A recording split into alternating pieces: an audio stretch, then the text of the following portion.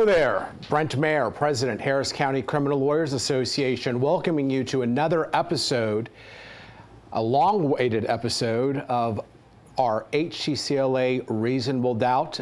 Once again, I'm Brent Mayer, President of the Harris County Criminal Lawyers Association. I'm joined by my co-host, as always, the Honorable Justin Harris. Honorable, I don't know about that. Thanks, I'll take that. And we're in some new digs now, and we're glad to be putting this out on Facebook Live, but also looking forward to getting this out on social media. Very special episode because we have some very special guests that we've been looking forward to having back for quite a while. People of Harris County, we have your elected district attorney, Teare. Happy to be here. His right-hand man, first assistant, Chandler Rain. I'm sorry I didn't get the bow tie memo. That's okay. It's just a thing we've got. Don't make it more than it is. And of course, the real person who runs the office, Correct. the Chief of Staff, Lauren Byrne, here to fill us in on the first 11 months and to talk about some of the things that have been going on with your office, and then obviously to talk about things that we as defense attorneys need to be looking forward to in the future. I think I'm glad to say that the first 11 months, there hasn't been too many crises. There haven't been any major problems that have blown up in the media or anything else like that. And I'm glad you feel that way. Well, for the most part, it really feels like things are, I mean, you're always going to have hiccups. There's always going to be problems and things. But for the most part, things do seem to be getting off to a good start. But really, we'd like to hear from y'all about, let's start just kind of what do you think as far as your we can talk about the greater goods. I know that you all are out in the community, you're doing a lot of positive things, but I'd like to sort of keep things in the courthouse where your prosecutors are going up against our members. What do you see as some of the biggest accomplishments for your office over these first 11 months? Well, first of all, I really am excited to be here again. I told y'all when I was running, and told you when we did it in December, that this is going to be a regular thing. I think that this show is such a wonderful vehicle to speak to the defense bar as you know, en masse.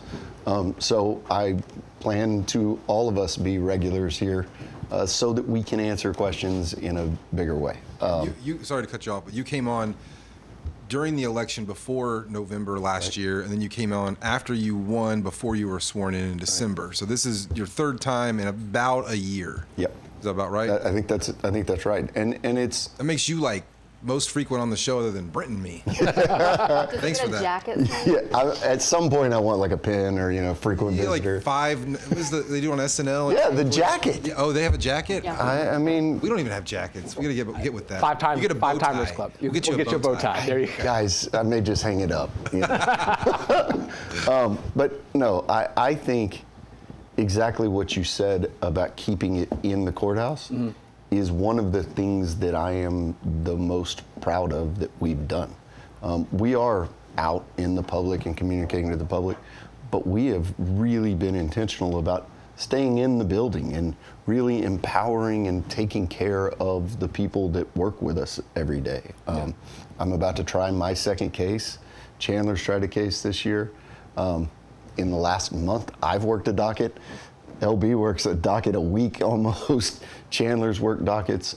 Just getting in there and working hand in hand with the people that we work with day in and day out, I think really has helped shift the whole just temperature inside the DA's office, but inside the courthouse as a whole. Being able to just talk to the defense bar in the courthouse, in the halls, not having you guys come try to get an appointment on 6, just seeing you in the courts. So I think that's helped. And I think it's, obviously this show is watched by a lot of lawyers, but, for the general public, I really can't emphasize that the dynamic of that, you all as administrators are still coming down into the courtrooms and interacting with the judges and the prosecutors and the defense attorneys, and that really does make an impact. I know back when I was a prosecutor, when Ken Magnuson would come around, I mean, it says something about leadership to be in the trenches with your warriors, so to say. And again, that's something we haven't had in a long time. And I know that several members have said that they appreciate seeing you all in the courts, and it's across the board. You know, we see senior prosecutors that, you know, when there's a void that needs to be filled, they're coming down into misdemeanor court, right. and I can see that as being necessary to really accomplish things. In terms of what you're seeing in your line prosecutors, how's that progressing with you all? How do you feel that that's what do you feel that that's come over the past 11 months? Yeah, I would say that one of the things that we've seen a lot from our prosecutors, especially the folks that are staffing dockets every single day, trying cases every single week, running around from ERDs. And one of the things that I was most concerned about when we were first coming in January is that fundamentally you can't change the fact that this is a difficult job. Regardless of whose name's on the door, this is a hard job. And so our goal was to make sure that they at least felt supported by the administration. They knew that Sean and Lauren and I and the bureau chiefs would have their back on the worst days when something has gone wrong. And I feel at this point, 11 months in, that our prosecutors really do feel that way. Knowing that they have discretion to go out and make decisions, make difficult decisions, and knowing that we're going to be there for them when things don't always go the right way. I mean, I think each of the three of us and each of our bureau chiefs has had, unfortunately, opportunities where we've had to go to a prosecutor when something went wrong. And every single time we've been there to say, we've got your back. Learn your lesson, move on, and that's the end of it. Because we know that they're going to make mistakes. We know that we make mistakes. So none of our careers were built on perfection, right? You get better by making mistakes, and so we would never want them to feel that they're going to get punished when they make an honest mistake. We want them to know we have their back, and I really do think they do. And that's really good to hear that. And in some respects, we've seen that. Do you feel that your prosecutors are really embrace that? Because one thing that a lot of our members have talked about is how younger prosecutors are still really scared. They're really scared about the decisions that they're making and that someone's going to be looking over their shoulder. You know, we're telling them, look, you've got these problems. You've got to dismiss this case. What challenges do you see there with those younger prosecutors that still feel they're hearing the message, but they're not buying into it yet? So one thing, and I know this is near and dear to LB's heart, and so I think she has a wonderful take on this, but what I didn't really appreciate was that the lack of discretion that we had for a long, long time. Discretion is like a muscle. If you don't exercise it and use it, you don't even know how to do it. Mm-hmm. And so I think that's been the thing that has been not frustrating, but the delay in us being able to say it, and the line prosecutors, the people that are in there in the trenches every day, truly embracing that message and believing it, is something that we're just it's gonna take more time than I wanted it to take, but it is something that we just have to continue to reinforce. And I think we've seen some growth in that in that area since January, but you know, it's a process. It really is a process. And I think it's important to note, you know, like I said, it really has. It was for so long that it was like that. Lauren, as Chief of Staff, I mean, you probably have a even greater insight into this. What can you share about that? Well, first I just want to say you had mentioned seeing a bunch of senior prosecutors in courts, and our division chiefs and our felony court chiefs, they're not only manning all of their own responsibilities, but they have been stepping up and filling in anywhere and everywhere that we need them. Like Sean said, every attorney that starts a misdemeanor is a younger attorney. That's the nature of the job, right? They're learning. And I think that over 8 or however many years of just experience leaving the office, don't get me wrong, there's wonderful experience still there, but there is a gap from that level to, newer attorneys.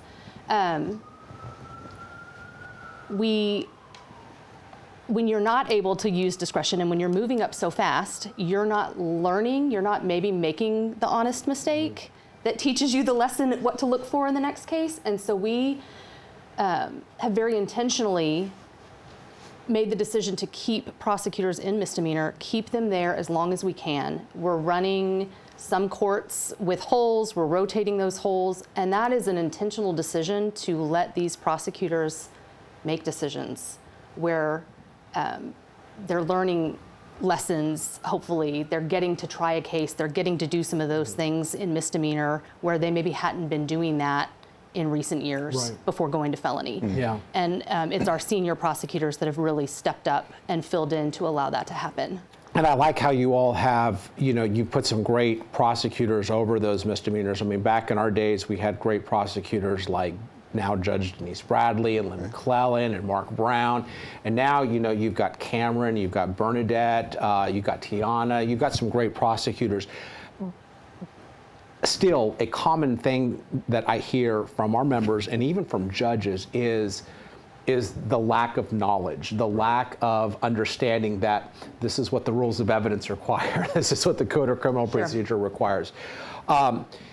What can you tell us about, and obviously you don't need to go into the details, but what can you tell us generally about the efforts that your office is making to train these young prosecutors? I mean, being in the trenches and showing them what to do is great, but are you all doing more in-house training? Are you doing more second chair? What are some of the things that you're doing to help with that? Because I know that a lot of people want to see that improve. So I will tell you that when we first came in and we moved people up, misdemeanor was, as I'm sure you know, Justin, was understaffed for several months. We weren't fully staffed in misdemeanor until late August when our pre-commit class started. Right. So we can have as many in-house trainings, and we have a person who organizes trainings and does that, but when you are not fully staffed, it's hard to say, cover this docket, and go to this training 3 times a week and to do this.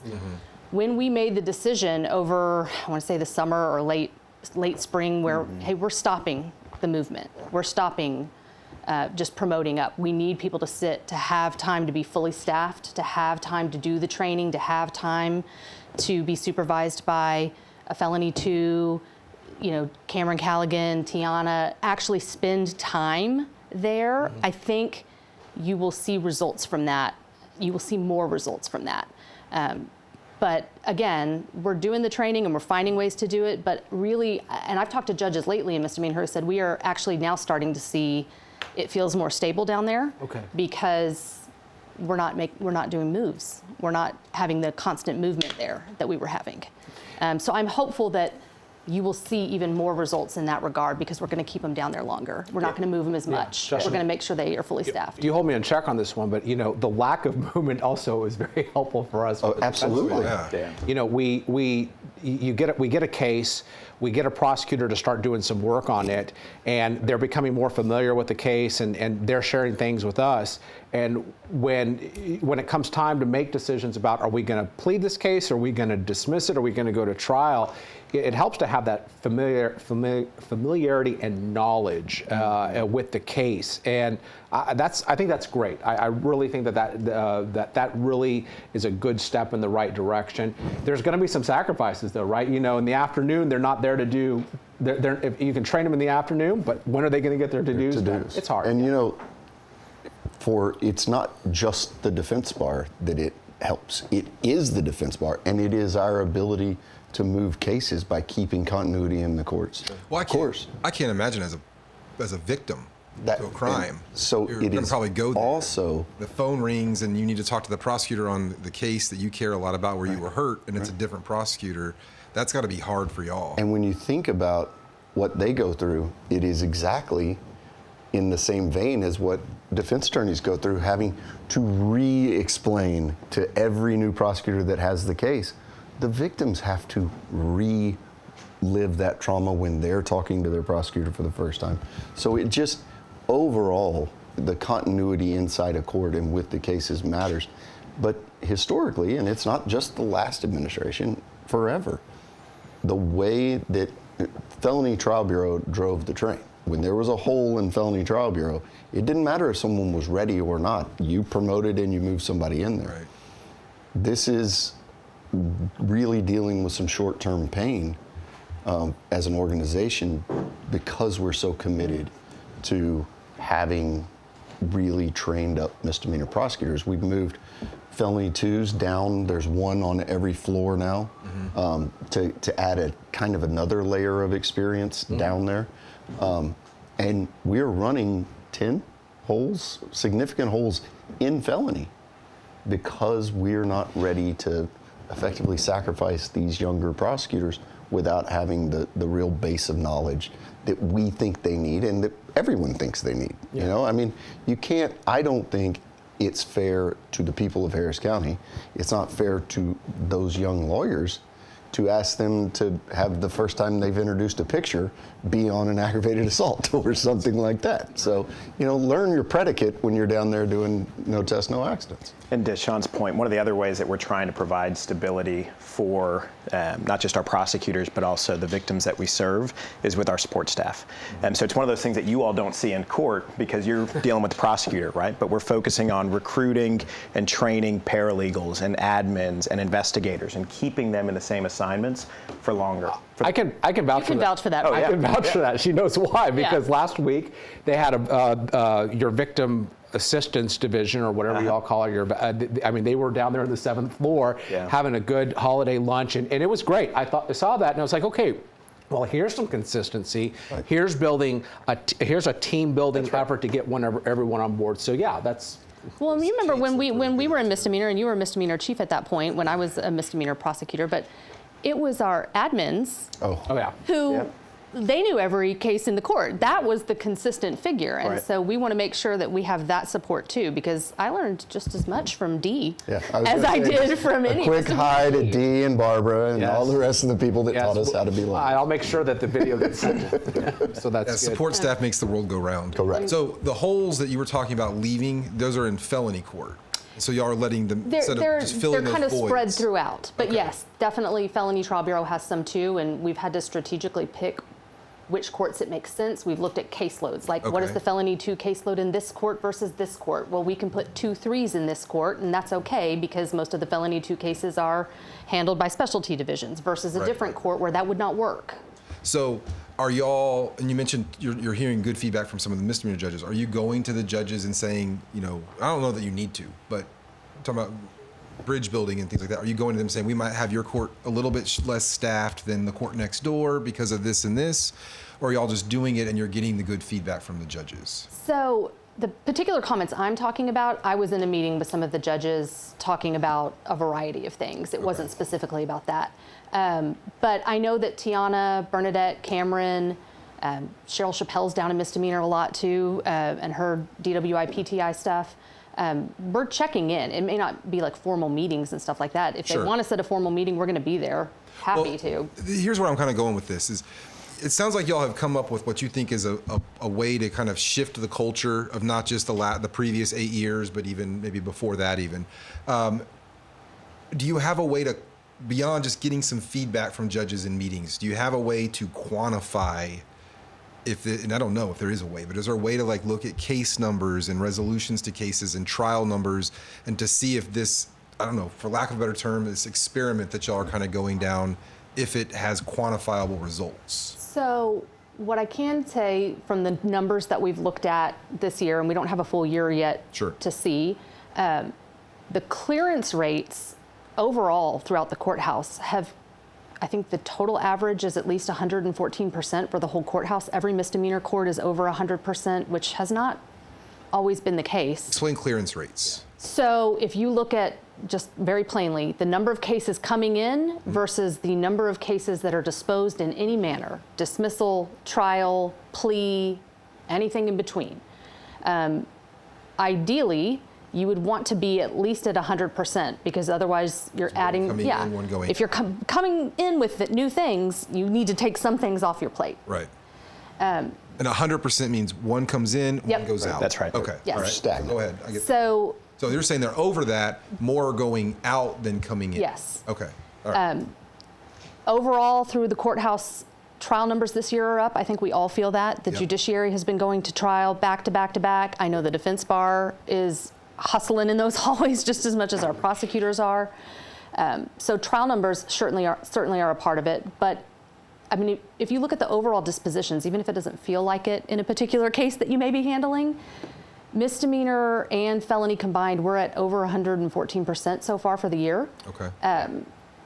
And that has historically not been the case. I want to say every single misdemeanor court has been over 100% this year. Yeah, and Justin, we are 27% down on active pending felonies from where we were in December of 2024. Okay. Which means that of the pending felonies that we had, 27% of those have been resolved.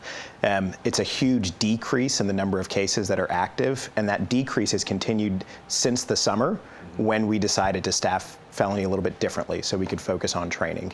And so we've seen this slope downwards of our number of cases. We didn't plateau when we decided to shift our resources really to training our newest lawyers rather than staffing every district court fully. So we're excited about seeing where it goes once we're able to bump those new folks up, get them into district courts, because I think that we're actually going to see an even quicker decline of the number of pending felonies. And because one thing about whether or not we can say this experiment is working, there are absolute kind of targets and things that we can really see if it's working or not, but we don't know yet, because Exactly. until we get our February class at least, because hiring in the DA's office is cyclical.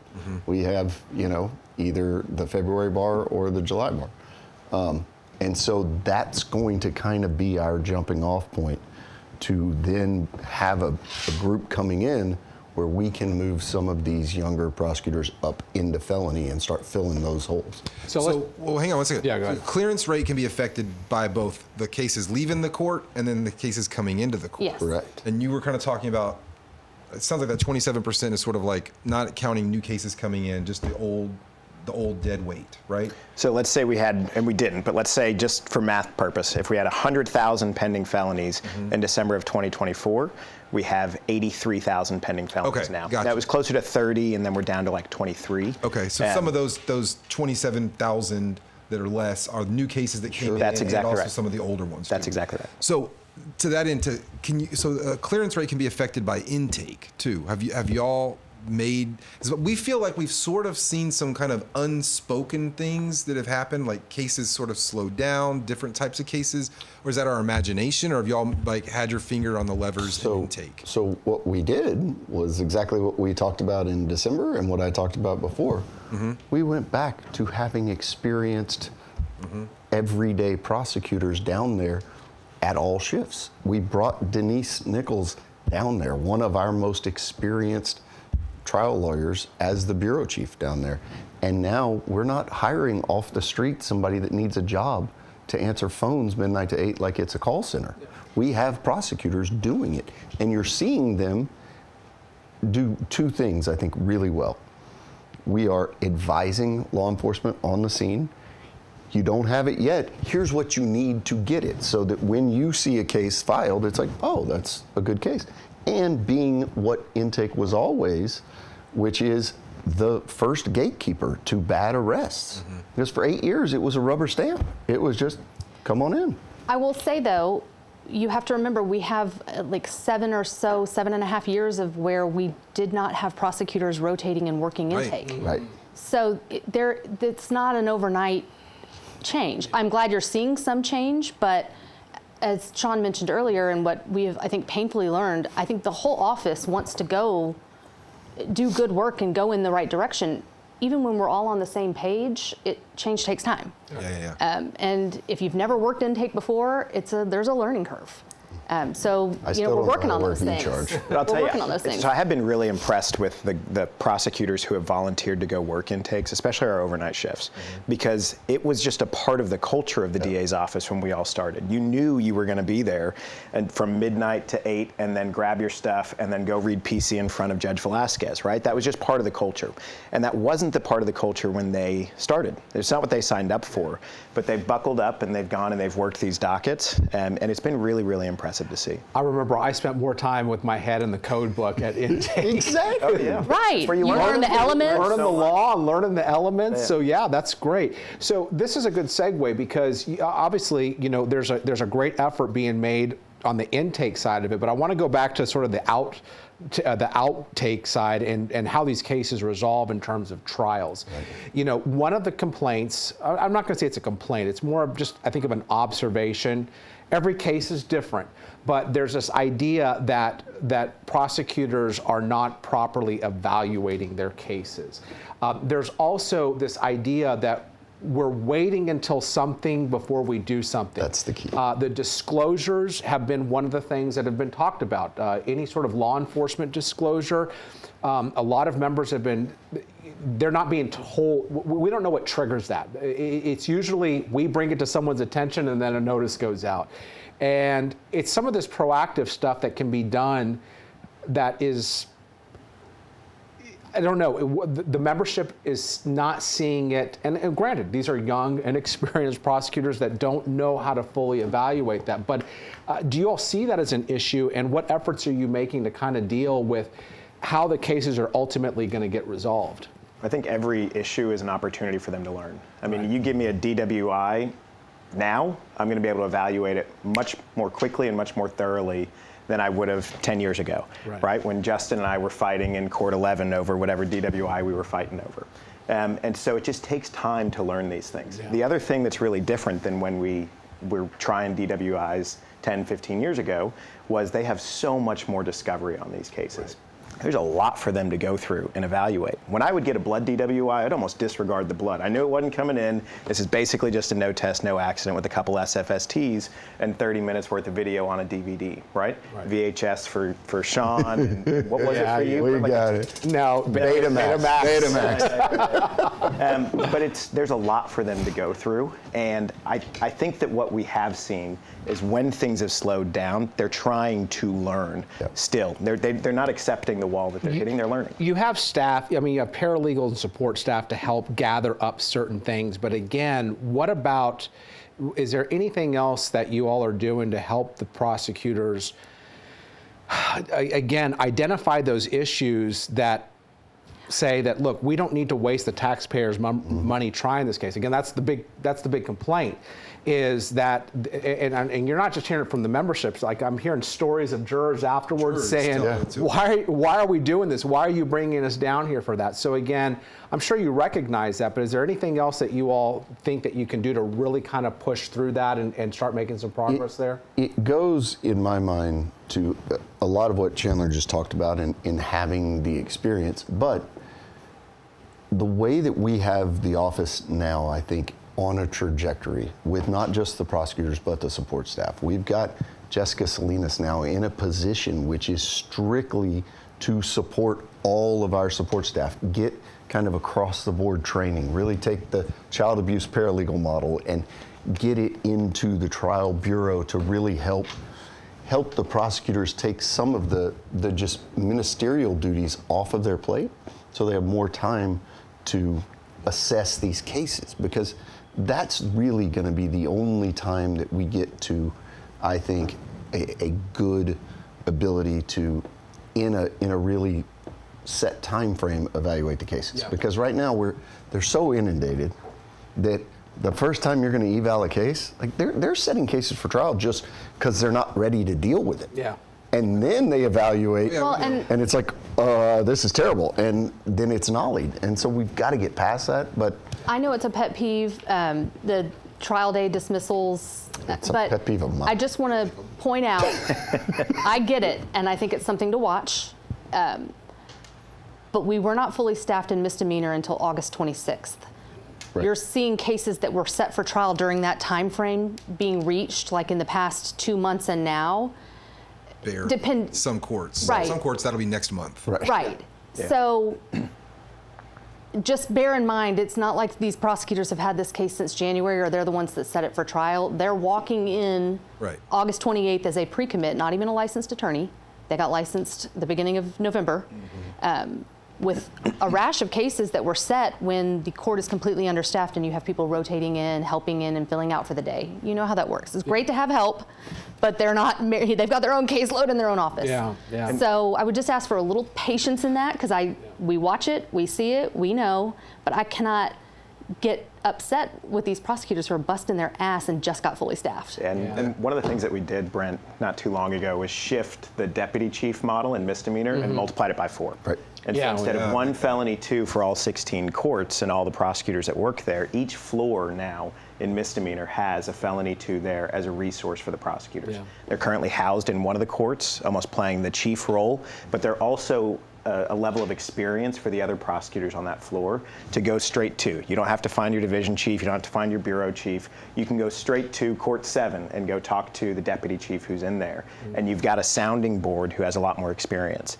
And so I think it's really going to play out long term to be a really, really good move. That's good. It's worked well. I mean, I was upset y'all took Hector off the 8th floor, but Well, he went and got himself promoted.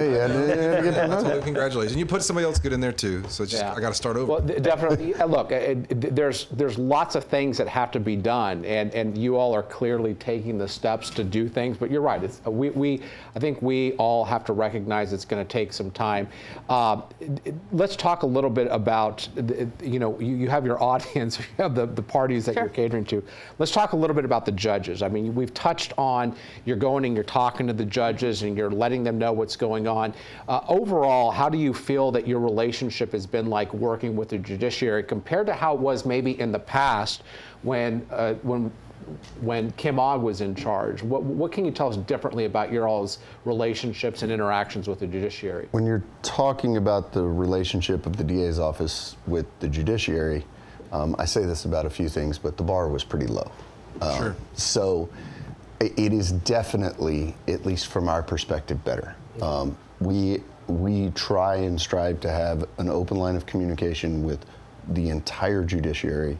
And I think we've been very good at doing that.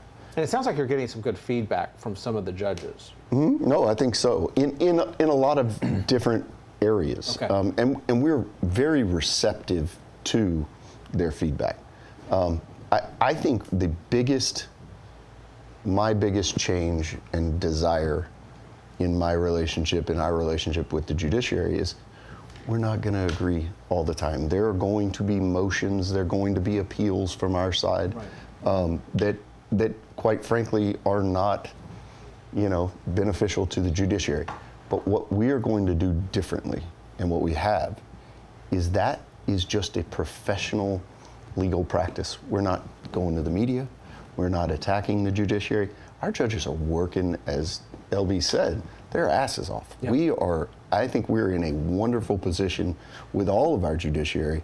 They care, they're hardworking. We can't agree all the time, but I think our relationship across the board is very good right now. I respect and appreciate that position, but obviously our membership was very concerned about some of the actions that were taken against some judges to recuse them. We on the defense bar, I feel like we're pretty judicious with our use of recusals and only doing it when there's a real problem. They've come, they've gone. It sounds like you want to try to build and move beyond that. But what can you tell us about those decisions and how you're going to handle those issues in the future? I mean, obviously, if a ruling you want to appeal it, that's understandable. You've got to sign off on those. Right. But like on the motions to recuse, a lot of people were like, well, Sean's signature was on this. So what can you tell us about those decisions and where you see things going in the future in terms of those problems?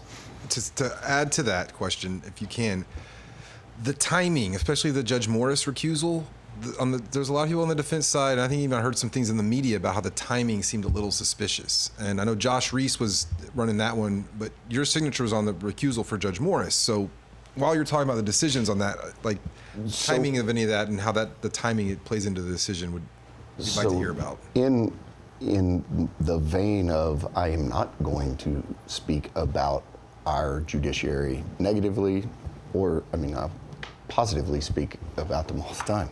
But I'm not going to talk about specific ones. But I will tell you, every recusal of a judge, every state's appeal comes to me. I'm fully briefed, and I am the ultimate decider on if we do it or not.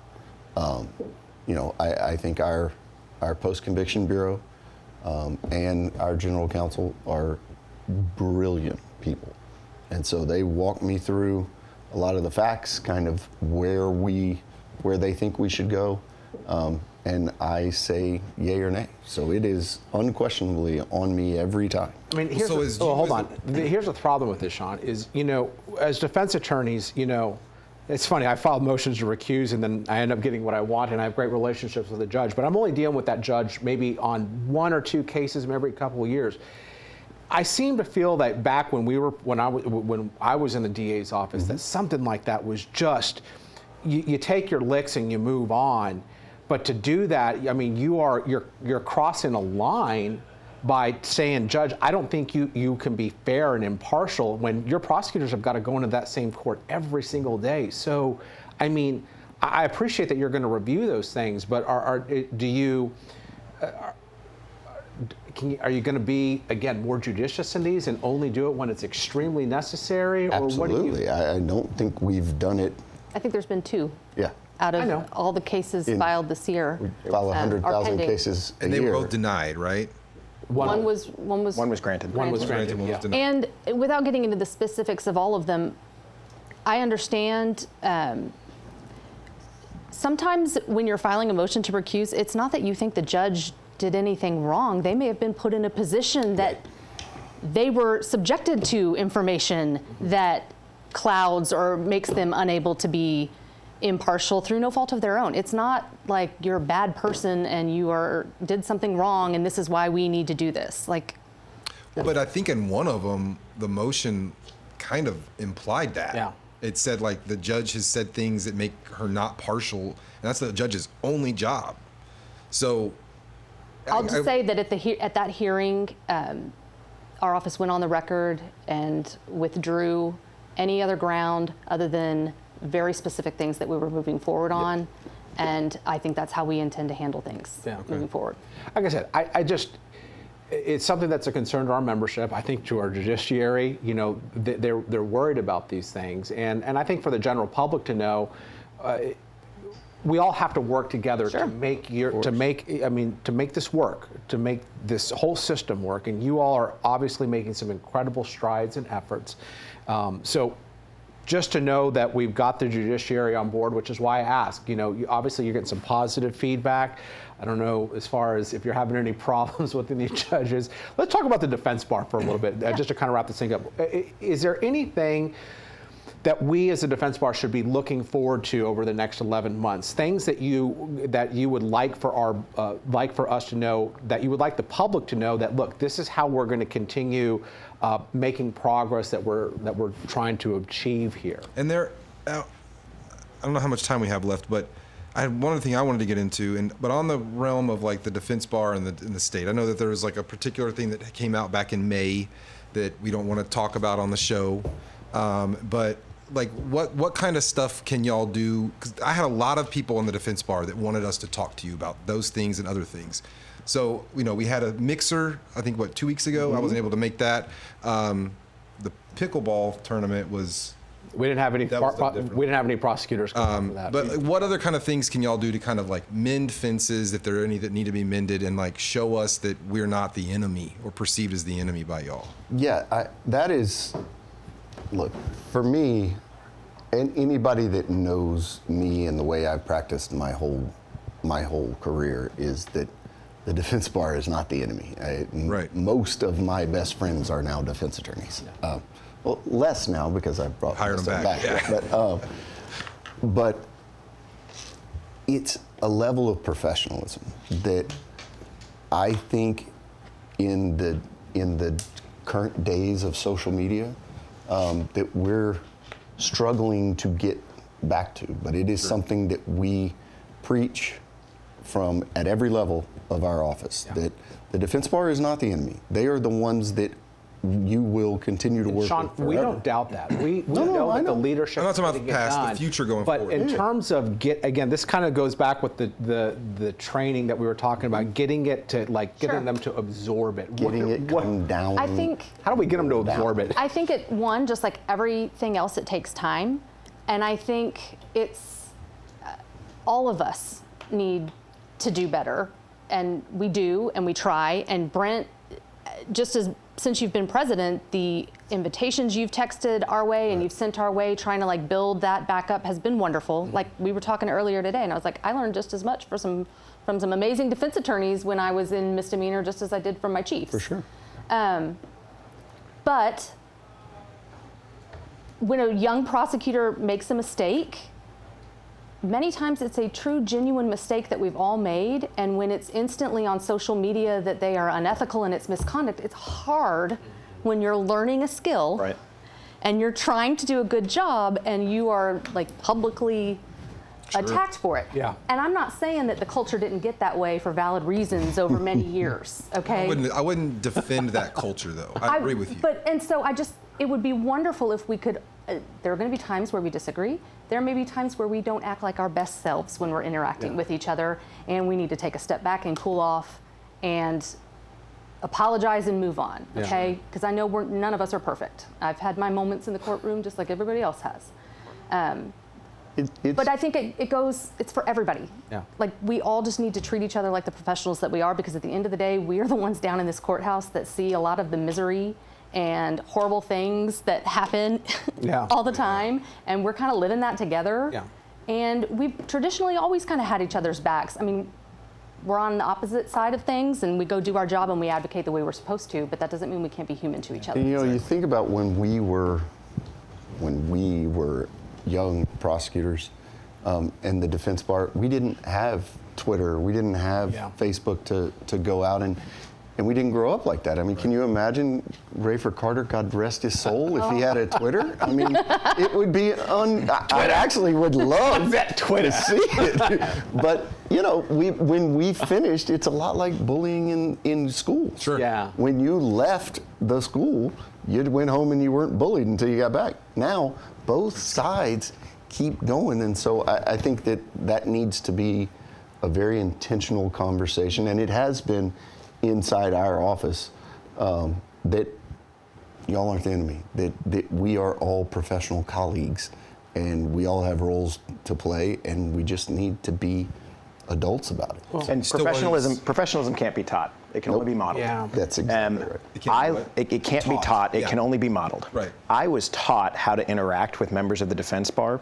by my chiefs and by members of the defense bar, who came in and treated me as a baby lawyer with dignity and with respect, and gave me an opportunity to learn. Yeah. And of course, even then, social media was so different. It wasn't as prolific. We weren't always posting about what we do for a living and our daily interactions. Yeah. But I was taught by, a Thomas Waddle how to respect somebody, and a Todd DuPont how to respect somebody. They both taught me that respect and that professionalism. Yeah.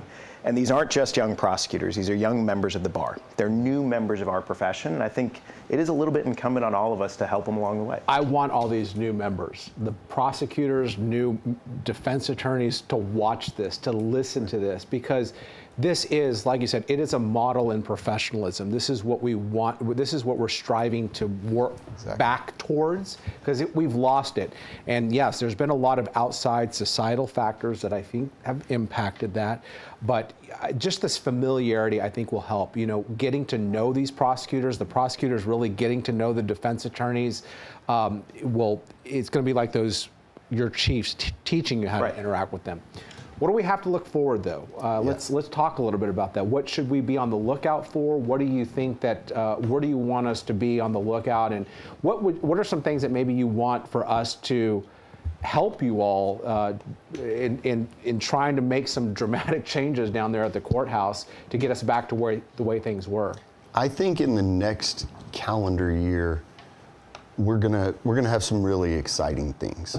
I think with the February pre-commit class, you're gonna start to see us be able to effectively give these really young prosecutors their next kind of challenge, putting some of them in felony and letting them really stretch their legs. And so you're gonna see less holes. You're gonna still see less movement and more continuity in the courts, which I think is going to continue to give us a lot more benefits. We're always looking at models, right? And I don't think we're done in restructuring the office. I think that we're gonna really continue to look and see if 3 prosecutors in every court just stationed there is the right way to go. I mean, it's a model that hasn't been changed since at least Frank Briscoe before Carol Vance, right? Right. What's the logic behind having less prosecutors, though? Well, now that we have so many more specialty bureaus and divisions, each type of case requires so much more special knowledge than it did when we were trying to ag-rob with an eyewitness and a gun, right? And so we're looking at it. I don't know if it's going to change, but being able to disperse cases more evenly across the office, I think is going to result in better evaluation of the cases and better disposition, and again, And more disclosures. continuity to do it. Exactly. Disclosures, right. Because when you think about the disclosures of officers, right, specifically, Brady material, things like that. in our database, we have to input the officers, right? You have to sit down and input officers if they're not listed in the offense report in a very meaningful way. And if it's a kind of one of our smaller agencies, you've got to put it in all the way. That takes time. Yeah. Then you've got to double check and read your whole offense report and make sure that you have the right officer and it's not a similar name or something. And so all of that takes time, and while you're evaluating cases, it's just another one of the check boxes. So when you think about it, of course we should be giving that the second it happens, but we haven't automated that to the point yet where it makes enough sense to get it as quickly as we want to get it Right. to you. But I think in this next year, you're also going to see a lot of technological advances where we can utilize, not AI, we're not going to, but a lot of different things that maybe will help automate and populate those things in a more quick fashion so we can get the information to you. Good. What else? What else should we be looking forward to? One of the things that we've really been focused on is dealing with the outsourcing at the jail. Yeah. I mean, we've all known that it's been a problem for years, and there's nothing worse. I mean, when I was in the homicide division, showing up and we're trying to work a case out, and he's 2 states away, right? And so the defense attorney can't work with him. They're not going to get him there until the Thursday before trial date, and then you got to go to the jail to talk to your client. So how does the DA's office handle that? So here's how. So it's really rethinking the way that we in office and prosecutors have ever viewed the jail population. Okay. When Sean came in January, there were almost 10,000 people in the Harris County Jail.